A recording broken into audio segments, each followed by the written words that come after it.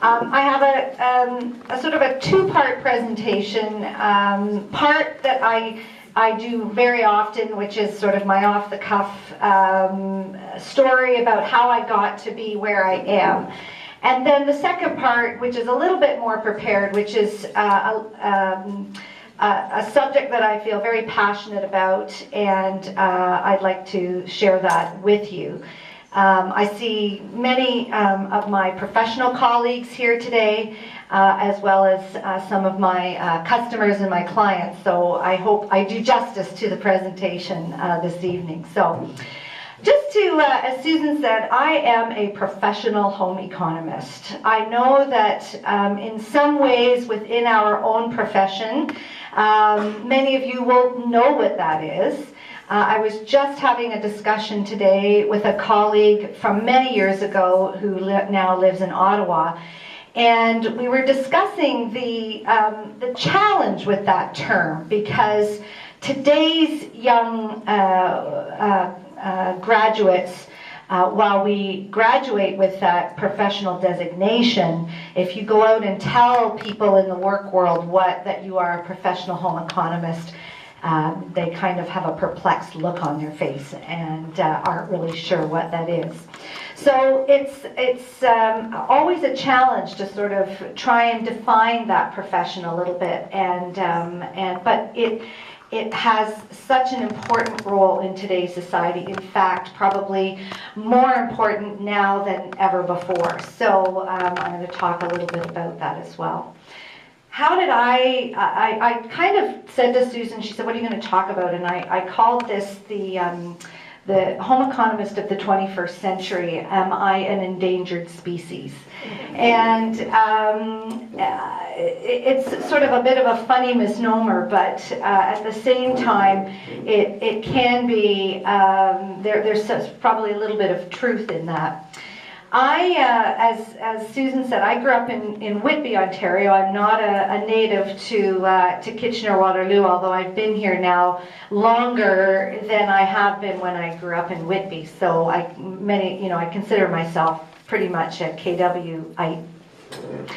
And I studied food and nutrition at Ryerson. I grew up in a household where my mother was an excellent cook, and while I didn't necessarily cook alongside her, because like myself, she was a little bit of a, she liked the kitchen to herself. So, and I have a tendency to be a little bit that way myself too. However, there was always something that was tasty. We had great dinners. She loved to cook, and she was a wonderful entertainer.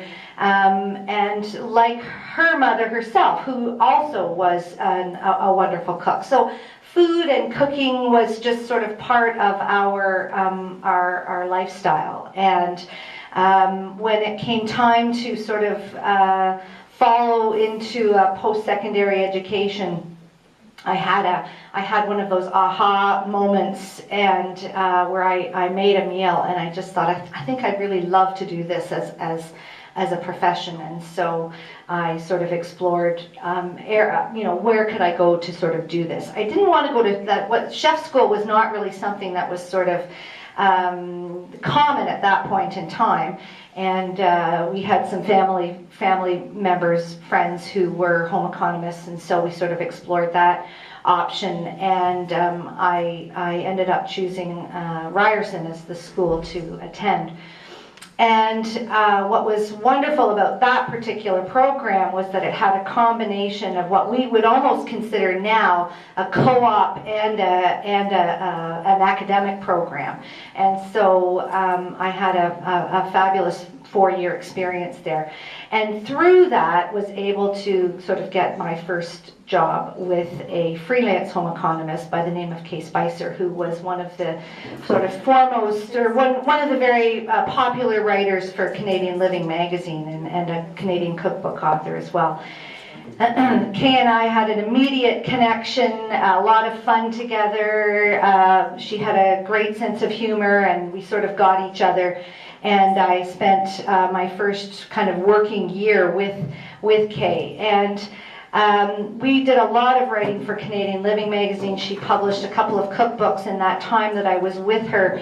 And in those days, we didn't have, it sounds like in those days, my God, it's just, I can't believe it's that many years ago. We didn't have computers yet. We had typewriters. So, you know, I would type manuscripts and there would be corrections and we'd have to go back down and retype the whole manuscript all over again. And test recipes on a daily basis. And we did work for the magazine. We did work for a number of different food companies, and it was a really great way to kind of really test the waters with having a fabulous culinary experience. And after Kay decided at about the age of 52 that she would like to go back to school and get a master's degree in journalism. And so at that time I thought, oh my God, 52, that's old to be going back to school. But it obviously had implications for myself, because at age 52, as I am now, here I am starting a business all over, you know, off from the ground up. But you always seem to get a second win at that stage in your life. I then spent some time went to Kraft Foods and had an opportunity to have a whole different experience, and working in the corporate environment, working in the test kitchens, and we were part of a whole team where research and development and marketing and then the test kitchens all work together as one. And so often when you would get a product, like I was assigned, for instance, Baker's chocolate, you know, they would reformulate the product. If the raw material had to be purchased or obtained from a new country, then it would have to then go into product development, and we would have to test and make sure that the raw material to the end material would work in the same way. So I spent, as I said, Baker's chocolate happened to be one of the products I was assigned, and so sometimes on a weekly basis I would be given this product, and I would have to test it in a brownie, in a cookie, in a sauce. And honestly, if you think you love chocolate, you haven't done that job, because you really learn the fine art of taste and spit after a while.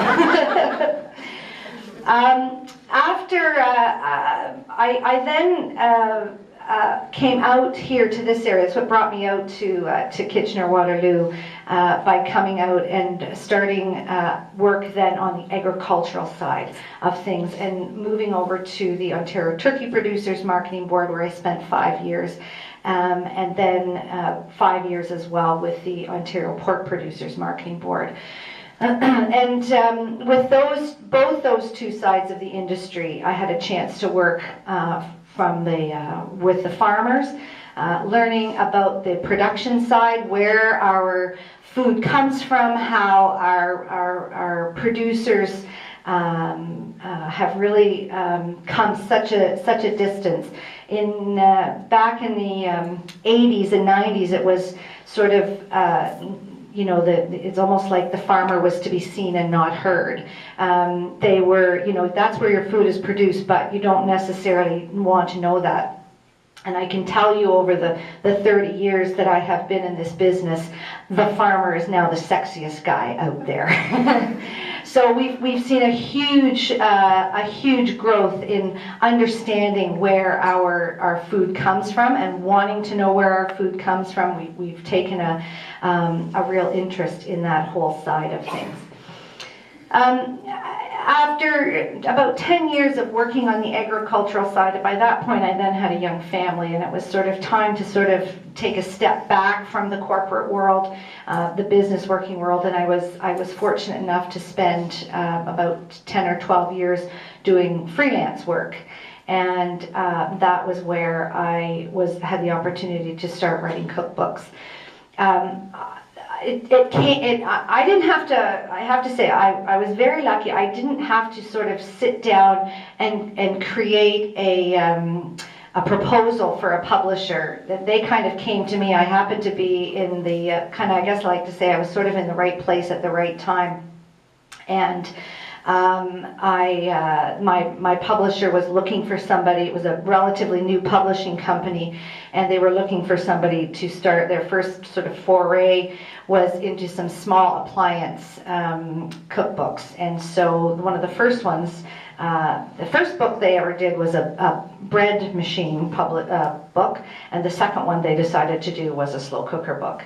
And the slow cookers were starting to sort of have a resurgence after about 20 years of, back in the late 60s they came out, and this is now 30 years later into the 90s, and they're starting to make a resurgence. A whole new crop of individuals out there looking for ways to cut time and be able to put at least a meal on the table.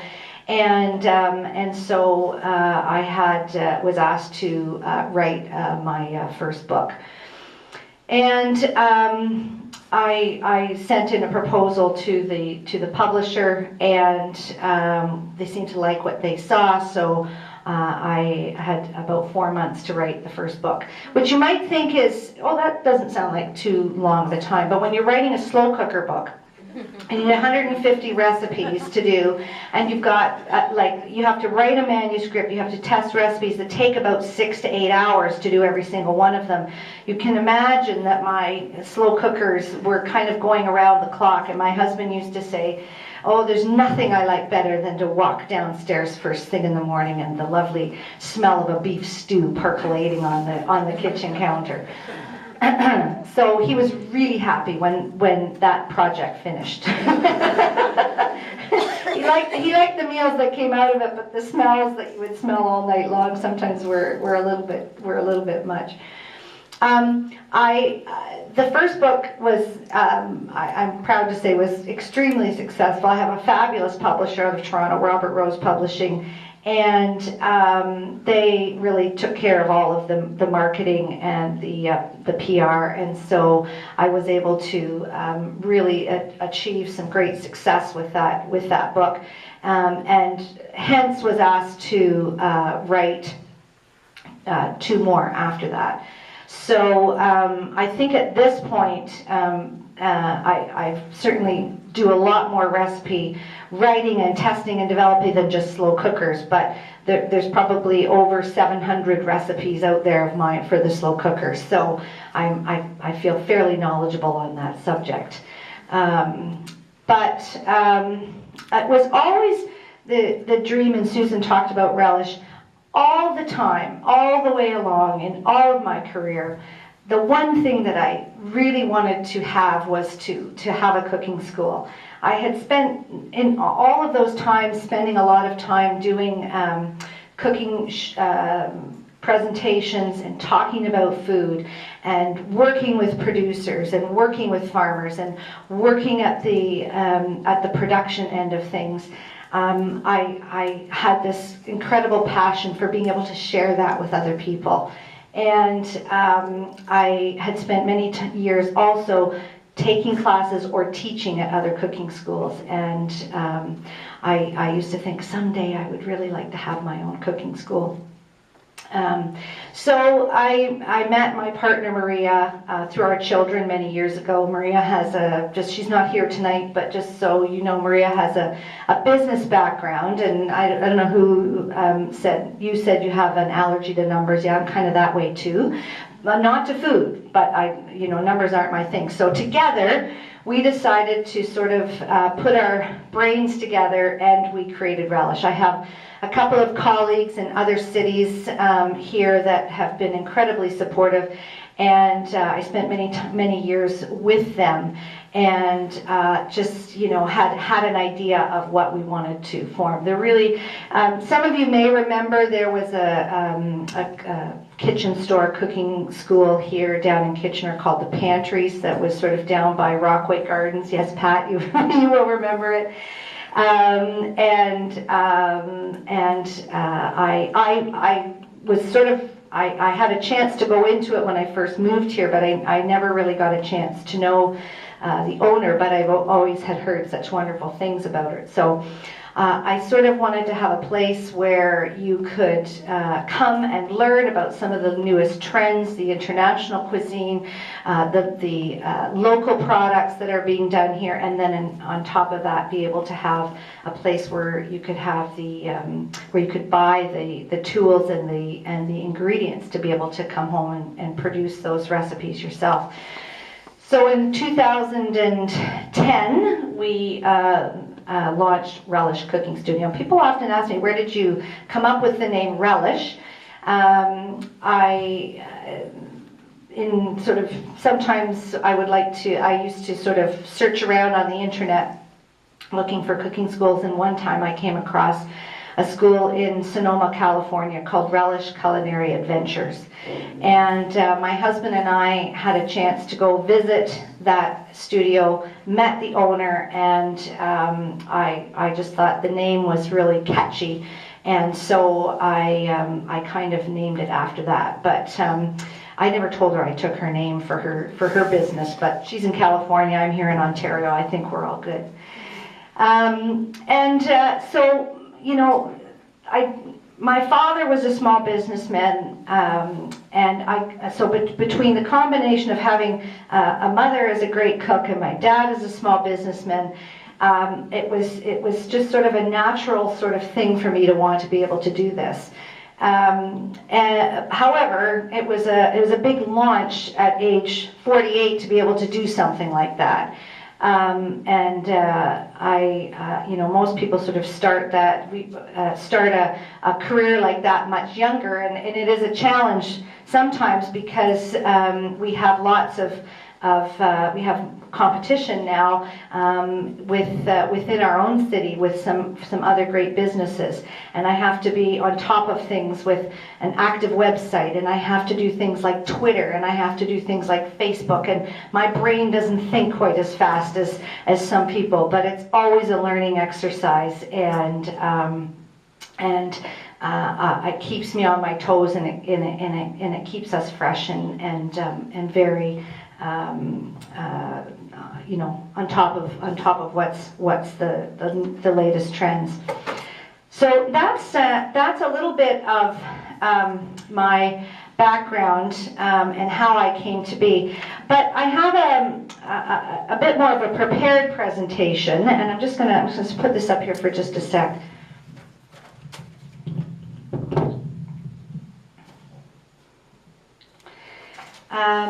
And I want to talk a little bit about being a home economist, what exactly that is, and then a subject that I feel quite passionate about. It's true that we spend a good portion of home economics class trying to cook raw eggs in the clothes dryer and gunning the pedal on the sewing machine to see how fast the needle would go. And yet miraculously things were created. Chili and muffins, velveteen handbags that mothers pretended to love. Home economics is a very interdisciplinary field of study, covering such areas of nutrition, food preparation, the culinary arts, consumer education, financial management, clothing and textiles, interior design, child development, relationships, and sustainability. Rebranded as family studies in high schools and human ecology at universities, the course values remain true to home economics roots and central to the well-being of families. Home cooking began to decline in the mid-1960s, about the time that more women sought employment outside of the home. The food industry was quick to liberate women from the kitchen after a long workday. Disposable income had increased. Processed food, prepared entrees, and fast food outlets answered the call for help. Ready-to-eat and supersized servings increased consumption of fat, sugar, and sodium. As rates of home cooking decreased, rates of obesity have increased. And it seems that type 2 diabetes and heart disease followed suit. Clearly, home cooking has benefits. And I just want to read you an excerpt from one of my Bibles, which is, of course, The Mastering the Art of French Cooking by Julia Child. And it's right at the very beginning. What was America like 40 years ago? Now, we probably should go about 60 years ago when this book first appeared. It's hard for me to remember since the now is so much with me. I grew up in Southern California in a comfortable family with a New England background since my mother was from Massachusetts. We ate in the typically middle-class WASP American way of teens and 20s. A big prime rib roast beef for the traditional family Sunday lunch of 20 to 14 people. If not beef, we might have had a fine, big, well-aged leg of lamb, always cooked medium gray, never pinky red rare, and always served with mint sauce as well as gravy. Or there would be a fat roasted chicken with creamed onions and mashed potatoes. Always an enthusiastic carnivore, I particularly remember the beef. Not only rib roast, but also magnificent, big, well-marbled porterhouse steaks. They were full of real beefy flavor in those days, and they were juicy. Of course, that was the happy era when emphasis was on the quality of the beef, not the fat content. Our family cooking was essentially simple and straightforward, and since it was California, we always had plenty of fresh fruits and vegetables. As to specifics, I remember aspics. Jellied mandraline was a favorite fancy soup of the period, a beef consommé flavored with fresh tomato and topped with a splash of whipped cream. That was before sour cream came upon us. Melba toast was a standard accompaniment to the soup at ladies' luncheons, and there were many of them because running a household rather than having a career gave many women the leisure time. These carefully orchestrated meals often featured a large molded ring of tomato aspic, its center filled with chicken, crab, or lobster salad. I see a lot of heads nodding. I cannot forget one ladies' lunch back in the 1950s. Our hostess proudly led us to our seats around a nicely appointed table where we each sat down to a pretty china plate upon which stood an upright, somewhat phallic-shaped molded aspic holding in suspension diced green grapes, diced marshmallows, and diced bananas. Surrounded lavishly but neatly with squirts of whipped cream, this lovingly constructed edifice rested on several leaves of iceberg lettuce, far too small to hide anything under. After the main course, and grandly brought in to the acclaim of the guests, was a very large and high coconut cake, almost certainly made from a cake mix, and again constructed with utmost care. That was quite typical, dressy example of the period, created earnestly and with the most generous intentions. I love that passage. I often read it when I teach my Julia Child classes. I had the opportunity many years ago, well, actually about 16 years ago, to meet Julia Child. In Chicago, I was at a conference. I've had two crossings with two amazing food personalities. I've had more, but these two, Julia Child and Martha Stewart. And my Julia Child story goes that I walked into an elevator. I was in Chicago for the International Association of Culinary Professionals conference. And my son was a newborn, so I was still nursing him, and I had to take him with me. So my husband traveled with me. And I would go to the conference, and my husband would sort of trot around and go to baseball parks and things like that with the baby and bring him back to me when I had to nurse him. So anyways, we walked into, came back at the end of the day, and we were going up to our room so I could nurse our son. And I walked over to the elevator, and the doors opened, and standing in her full stature was Julia Child. So I walked in, and I was sort of taken aback, and my son had just woken up from a nap, and so he was sitting up, also bright-eyed and bushy-tailed, and she looked down at me. We were the only 4 people on the elevator, and she looked down at me, and she saw Jack, and she said, she looks down and she says, "Oh, how old is your baby?" And I said, "Oh, he's about 4 months." And she said, "Oh, he's a beautiful child." And I said, "Thank you very much." And then the door opened up and she left. And I said to my husband, "Oh my God, do you know who that was?" And his answer was, "I don't know, it's just some really unattractive tall woman." I said, "That was Julia Child." I tell that story because when I often teach my classes on Julia Child, the poignancy of that story for me is that we met at a food conference. She herself was never able to have children, and yet we met at a food conference and bonded over a child. So I always like to sort of tell that story. All right. When I was in grade 7 and 8, home ec was mandatory in our school. Girls took it and boys took shop, and I was able to produce my first batch of bran muffins and a hideous beanbag frog pillow for my parents. I didn't become Martha Stewart at the end of it, but I did learn how to chop and sweat an onion and how to stock a pantry. Most important, I learned that cooking was something even a clumsy and inexperienced person could do, and that the stove wouldn't bite me if I turned it on. Of course, I've been able to turn my love of cooking into a profession today. A growing number of people seek a healthier lifestyle. They visit farmers markets, are interested in slow food, improved fitness, and better mental health. They read food labels, avoid fad diets, shop local, and buy fair trade. They're socially responsible consumers and are concerned about global food and water security.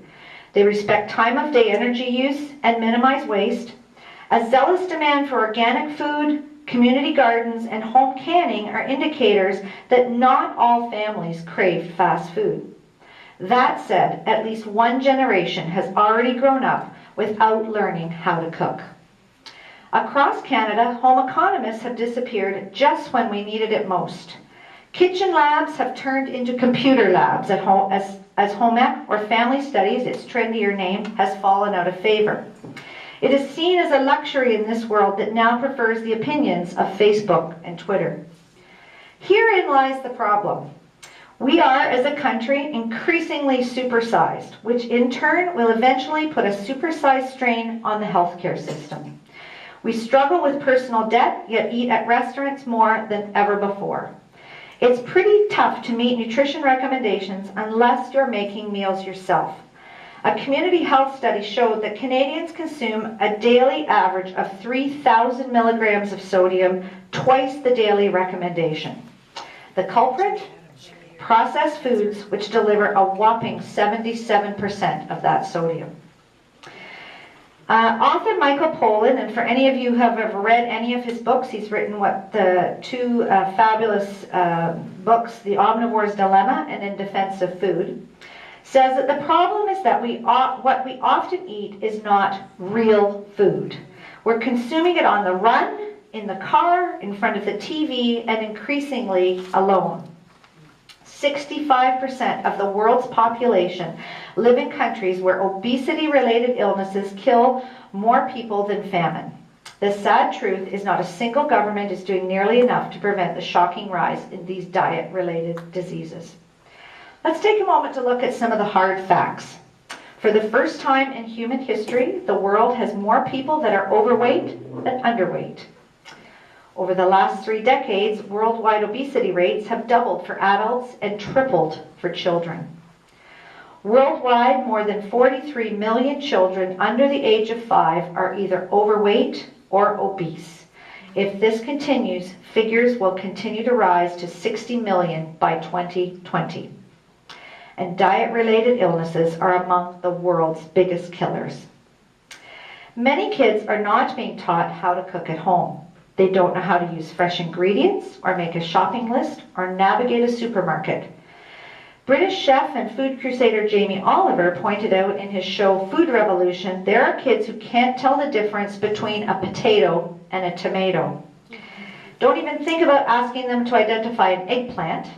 When he held this up to a group of school children in West Virginia, he said, "What is this? Does anybody know what this vegetable is?" No answer. Finally he said, "It's an egg." Tried to coax them along, and the one child popped up and said, "It's an egg salad." It's kind of sad. Those are very important life skills, but they're life skills that we have downplayed quite dramatically to the point where we let kids leave home, ensuring they know how to play hockey and soccer, but not knowing how to cook.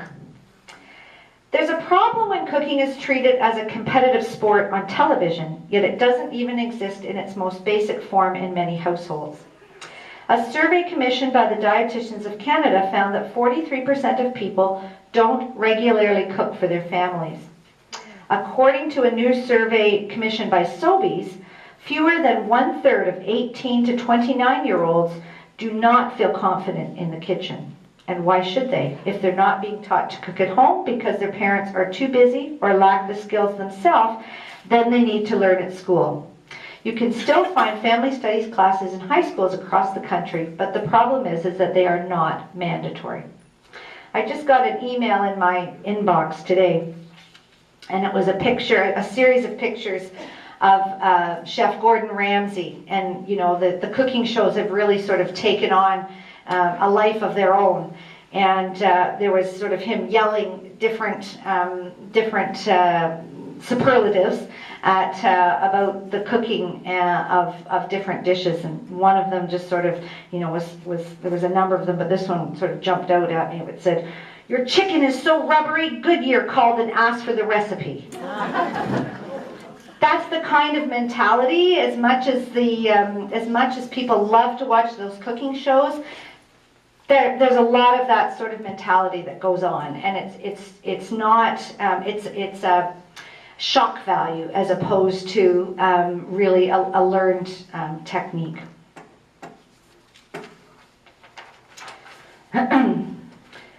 They face competition from a host of other electives, many which are sexier than potato peeling 101, although few are as useful. Specialist teachers are in short supply. High schools already struggle to stuff the required curriculum into 4 years. And an antique notion persists that home economics is inherently sexist, although the last time I checked, both men and women need to eat. I always remember my father telling me, "Donna Marie, go and study food because you'll always have to eat. It's nothing that a machine, a computer can ever help you do. You have to be able to do it." So it was always felt as a good area to study. Schools will often say that compulsory food education courses are too expensive in terms of the physical space that's needed, shopping, and preparation. But the counter-argument is simple and persuasive. Obesity-related illnesses already incur costs in the billions of dollars. Providing a mandatory food preparation curriculum to students may be among the best investments society can make. Let's look forward a little bit. Food literacy is a big, broad topic, but at its heart, it's about ensuring that young adults have an understanding and appreciation of where food comes from and how to make healthy choices for lifelong wellness. I firmly believe that human health and illness prevention begins with a strong food literacy component in our school curriculum, with the net result of a healthier population that doesn't overburden our healthcare system. And healthier food choices begin right here in Ontario, where we grow more than 200 different agricultural products. I've spent a lot of time working with farmers. I talk to a lot of chefs in this area. I know that you had Andrew Copolino here last year as your guest speaker, and he and I have spent many years discussing food. And we are so fortunate here in Waterloo Region to have an incredible array of high-quality products that anybody can just go and purchase. And a lot of things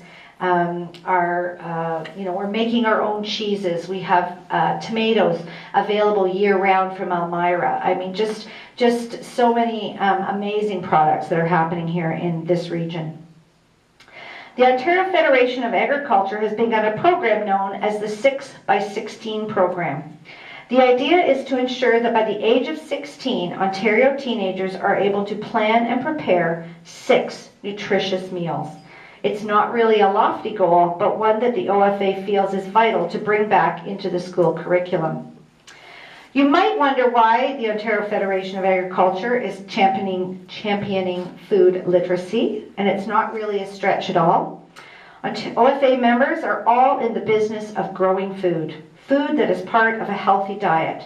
And the more we can engage with young adults about how to make healthy choices, ideally using many of the products grown here at home, the entire industry benefits as we mentor the next generation of healthy consumers. Sometimes it takes a celebrity to hammer home a point. Sometimes we can make the difference right here at home. Jamie Oliver brought his food literacy campaign to North America, working to keep cooking skills alive. Just this past Friday, May 16th, was declared Food Revolution Day. I don't know how many of you were aware of that. Food advocates from all sides of the industry were spreading the food literacy messages to get cooking, share your love of food, and inspire others to get excited too. Consider this. We have more control over what we eat than we do over many other aspects in our life. We need to understand food from the ground up. People must know where and how food is produced and how to make more informed choices. Many families claim that they simply don't have time to prepare meals from scratch. Others complain that food is too expensive. A well-stocked pantry and a repertoire of easy recipes are invaluable in the quick preparation of healthful, budget-friendly meals from scratch. The secret is in planning to save time and money, reduce waste, and recurring temptation to eat out. I was just talking this morning with my partner. We were chatting about this very subject. She said, you know, yesterday I wasn't thinking. I wasn't thinking about the fact that Monday was a holiday, and I didn't go to the grocery store, so I forgot. And I said to the kids, oh, we'll have pasta for dinner tonight. A box of pasta, which could cost 99 cents to buy. And she's Italian, so you'd think she'd have pasta in her house all the time, but she didn't at that much. She says, she said to her children, I'll stop at the grocery store, I'm going to get a box of pasta, and I'll make a sauce for us tonight. So she drove to the grocery store, only to discover that the doors were closed because it was a holiday. So she went back home and said, well, I guess we're not going to have any pasta for supper tonight. So she said, it's okay, guys, let's just go out and we'll have dinner out tonight. So they went to Formosa Pizza, a new Neapolitan-style pizza restaurant in Uptown Waterloo. And she said, you know, I had a beer, and she said, we had a salad, we each ordered a pizza, and we had a dessert. And do you know how much the bill came to? $120. $120 for a meal that was going to be less than $2. I want to say 99 cents because that's the cheap pasta. She wouldn't buy that one, but $1.59 for a box of pasta because everything else she had. $120 versus something that could have been $1.50. Less than $5 in any case if you factor in the sauce that goes with that. So how can we improve our food literacy? Well, first, and what's really important to me, is to get in the kitchen and cook. It doesn't have to be a souffle. Start with scrambled eggs. One of the courses that we teach is called Kitchen Basics 101. One of the first things we do is to cook an omelet. And you would be shocked at how many people do not know how to cook an omelet. It's not that challenging. It's not that difficult. It's 2-3 ingredients and using the right equipment and taking the time. And people are always so pleased with the fabulous results that they get by just being able to cook an omelet. A basic cookbook will get you started. You don't need to be a TV chef. And this is what I feel so important. Start with real food. I am absolutely vocal about cooking with real food, real vegetables, real meat, real dairy products, not processed, not frozen. Buying the freshest ingredients you can. And really, to take some salad greens and a chicken breast and quickly grilling it and putting it on top of some lightly dressed greens with some olive oil and salt, with a little bit of maybe stir-fried vegetables on the top, is a meal. It doesn't have to be overly elaborate, but it can be really simple and with real food. Make it a family event, from planning and shopping to cooking and cleaning up. One of the things I started in my own home, And I joke when I say semi-adult children. I have a 21-year-old and a 17-year-old. My 21-year-old is now living and working over in the UK, and she's working as an au pair, and she calls me every week and we talk about food, and she's preparing meals for her family over there. And I'm about to send my 17-year-old off to college in the fall, which I'm slightly a little bit more concerned about that one, but I guess he'll survive. He'll have to if he's going to eat, because he doesn't have a meal program, so he's going to have to cook. But one of the things I started was with my children was because I cook all the time, I said to them, all right, Sundays are your day. You guys have to figure it out. I don't care what it is, but you have to come up with the meal. And they have started to do that. That was something that they have started to do. So on Sundays, they have to prepare dinner. And I'm always happy to eat whatever it is they make, but they challenge themselves to kind of create interesting meals. Introduce kids to the kitchen at an early age. Kids learn by example and by doing, whether it's breaking eggs into a cake batter or helping to cut the vegetables for a salad or a stir fry, but just being in the kitchen. As I say, I didn't necessarily get in the kitchen with my mom, but she was doing it. I was watching, whether I was walking through or participating. We'd have to set the table. We'd have to do things like that. And we always had to do the cleanup. So there was always some preparation or being involved there, and I think that's a really important way of introducing them into the kitchen. Develop a 6x16 program. In other words, teach your children or your grandchildren, if your children are too busy, it's a wonderful way for you to incorporate some time spent with kids and just learn to make 6 complete meals by the time they're 16. If they have those 6 meals, they can at least begin to incorporate those ideas into other meals. If they learn some 6 basic techniques, they can take them and expand beyond that. I always find it's a good idea if you have a copy of Canada's Food Guide. I know sometimes kids kind of look at that and it becomes sort of it just kind of becomes oblivious to them. But it's remembering that there are 4 food groups and that color and variety is really important in a healthy meal. Stocking a pantry and or freezer to have quick options available when the time is right. I often go, I'm in the grocery store on a daily basis usually, and when I'm at the checkout desk, I'm always looking around to sort of see what people are purchasing. And I'm always shocked at the amount of frozen dinners that I see coming through the checkout counter. And I think, you could, if you just took a bit of time, you could make that frozen macaroni and cheese yourself for pennies compared to the 6 that you're buying in the frozen package, and freeze them yourself and just pull them out when you need them. So it's just a question. It's just making the time to do that. This is one that I feel really important, which is to sit down and eat together at least 1 meal a week. If you know you're going to be together, then you might make the effort to at least cook a meal a week. Always reaching for healthy snacks, raw fruits and vegetables, unsalted and unsugared nuts instead of candy.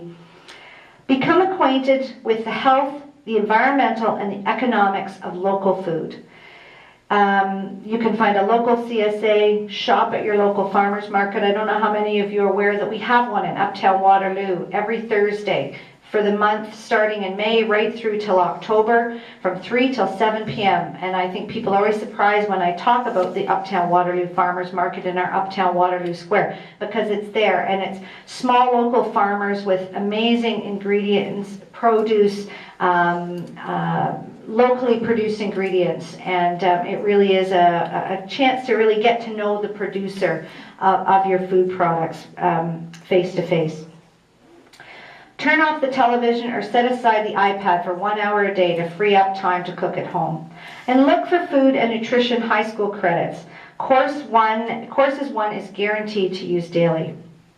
We need every child to understand where their food comes from, how to cook it, and how it affects their body. This is about setting kids up with the knowledge that they need to make better food choices for life. Whether destined for college, university, or the workplace, all students need food education to put healthful, safe, affordable meals on the table. And that's a societal responsibility. Our children rely on us to look after them, but this can only happen if we make positive change at every level of the food chain, from getting kids cooking, to reducing junk food marketing, to campaigning for better access to quality food provided by an industry that cares about our children's health. It's also vital that we call on all governments across the world to make food education a long-term, cross-party priority in the fight against diet-related diseases. If we take action now, it's not too late. Lifestyle diseases are entirely preventable. There's not one simple solution, but together we can make a push for change at every level of government, business, and society to create a big impact. Families today need home economic skills as much as they did a century ago, when Adelaide Hoodless declared, "A nation is only as strong as its home and families." What could be more important than teaching our kids how to make a few basic, healthy meals so that the oven is an option instead of calling for pizza on your cell phone? So, thank you.